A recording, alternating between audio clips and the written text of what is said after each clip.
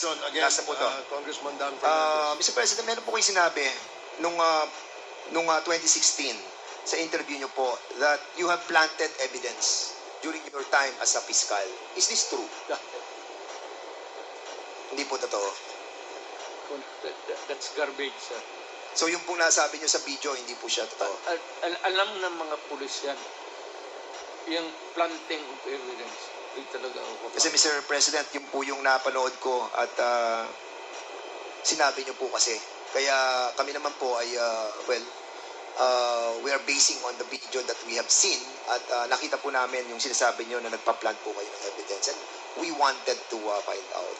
Kasi yung pronouncement niyo po was construed by the members of the PNP organization that they can do freely the planting of evidence.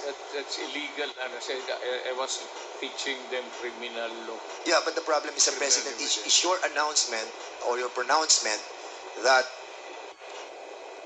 you have done that, yung sa planting of Kung evidence. hindi yan sa libro, sir, na tinuro ko, hindi totoo yan. Siguro, ipakita lang po natin yung video. Yung last na po to para at least Sundays. We planted evidence. We arrested persons, but we released them. But telling him that it was this person who squealed on him. And then we, when he goes out but killing, then we said that it was this fellow who really did it, who did you in. We first planted the intrigues so that we would know where they were, from where they came from. It was not until I was the favorite whipping boy. So, Mr. President, hindi po totoo yung nasa video po. Ano po, Mr. President? Totoo yan.